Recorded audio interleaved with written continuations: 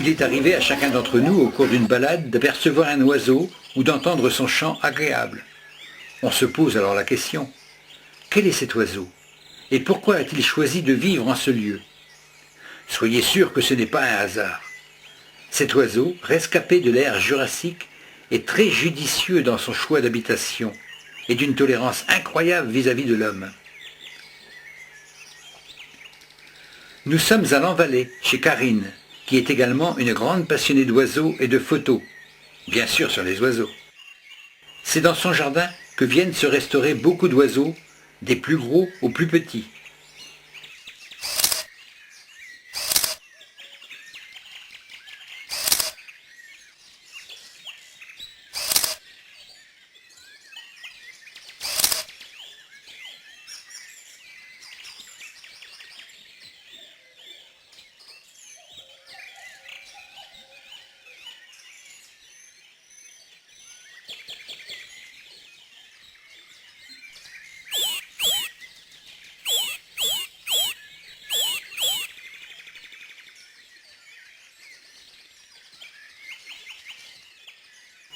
Ce parc de 8000 m² est diversifié par des vieux talus, un vieux mur de pierre caché par le lierre. L'hiver, plus de 300 arbres et arbustes de toutes variétés sont autant de réserves de nourriture pour l'avifaune.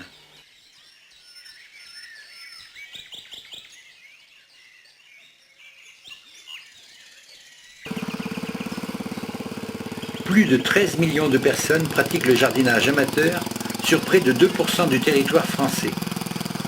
Cette pratique a une influence non négligeable sur la nature, puisque les engrais et pesticides sont utilisés à des doses qui sont de 3 à 10 fois trop élevées. Des analyses montrent que les 90% d'un produit chimique épandu au jardin sont inutilisés par les plantes et polluent donc le sol, voire les nappes phréatiques. Les produits chimiques sont facilement remplaçables par des produits naturels non toxiques, ou en privilégiant les techniques naturelles. C'est le principe du jardinage biologique. Ce mode de culture, sans risque pour la santé et l'environnement, respecte les équilibres naturels du sol, les plantes et des insectes et animaux associés. Cela facilite donc les défenses naturelles de la plante, ce qui lui évite de nombreuses maladies. Ces techniques sont faciles à mettre en œuvre, aussi bien par le jardinier débutant que le jardinier confirmé.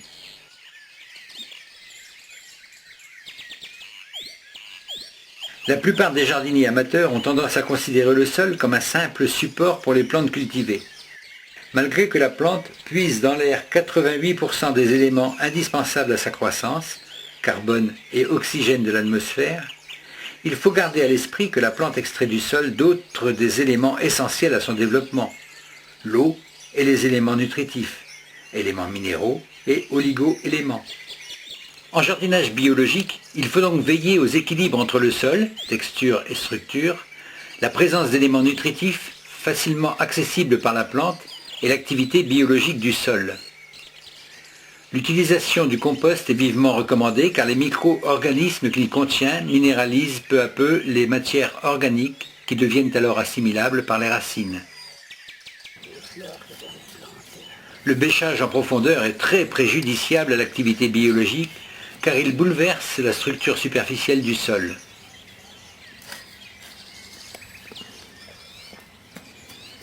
Tout comme dans la nature, la diversité est primordiale au jardin. Plus vous diversifierez vos plantations, meilleures seront vos chances d'attirer une espèce auxiliaire, espèce utile pour lutter contre les indésirables. Vos différentes plantes locales attireront chacune des insectes, véritables aides pour le jardinier. La présence de milieux différents, mares, prairies, potagers, sur ou aux alentours du jardin, favorise également cette diversité. Les pelouses offrent un espace dégagé dans lequel les espèces prédatrices peuvent aisément repérer leurs proies. Lorsque cet espace est géré de façon naturelle, il devient un lieu plein de vie, un véritable écosystème à lui tout seul. Son entretien nécessite peu de temps et évite les utilisations d'engrais et pesticides, grands pollueurs du jardin. Vous pouvez vous offrir à peu de frais une véritable pelouse naturelle où s'épanouiront une faune et une flore variées. Vous allierez ainsi l'esthétisme et l'agrément à la protection de la nature. Si vous souhaitez gérer une partie de votre terrain en prairies fleuries, vous aurez peu d'entretien à faire. Seules 2 à 3 fauches par an sont nécessaires, une en fin de printemps et 1 à 2 en fin d'été et à l'automne. Il existe encore un lieu oublié des hommes et béni des dieux. Vous en doutez? Suivez-moi à la Corbinière des Landes, près de Merdrignac.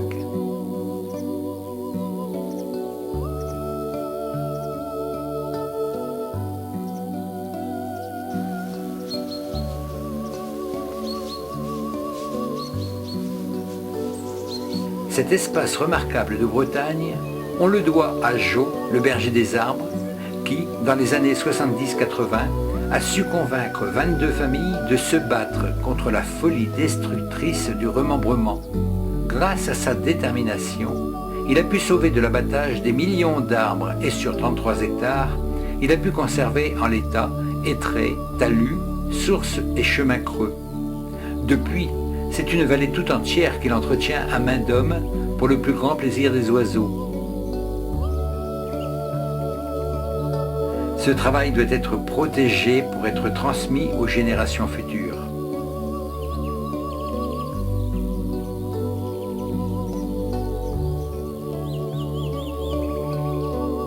Jo explique à ses nombreux intimes que c'est ici une terre de légende. Si le remembrement épargna la Corbinière, elle n'en était pas sauvée pour autant. En 1987, l'ouragan massacrait ses arbres. Le découragement surmonté, Jo se lançait dans le reboisement.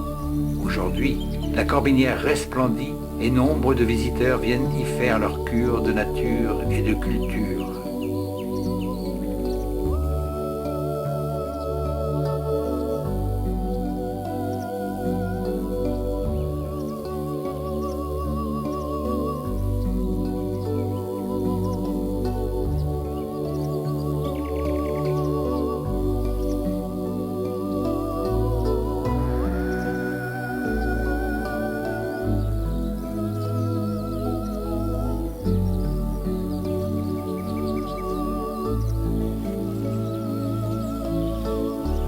De bonne heure ce matin, nous sommes là, Claire, Olivier, Stéphane et moi-même, pour admirer ce magnifique sanctuaire destiné à la nature et tout particulièrement aux oiseaux. Ce matin, il fait plutôt frisqué, on approche du 0 degré dans cette Bretagne intérieure. Les oiseaux sont engourdis.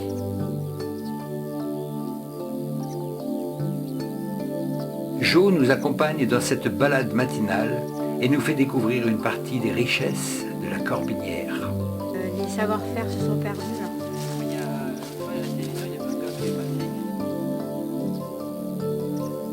Ici, plantes et animaux, tout est préservé. Les arbres morts sont laissés sur place. C'est le lieu de vie des oiseaux cavernicoles. Nous rencontrons de nombreux arbres atypiques, précieusement conservés. Quelle promenade, quelle découverte! Nous avons profité de notre visite pour poser le premier nichoir à mésanges que M. Sautier nous a fabriqué spécialement pour la Corbinière. Pas de souci à se faire pour son occupation à la belle saison. Un geste fort pour améliorer le confort des oiseaux.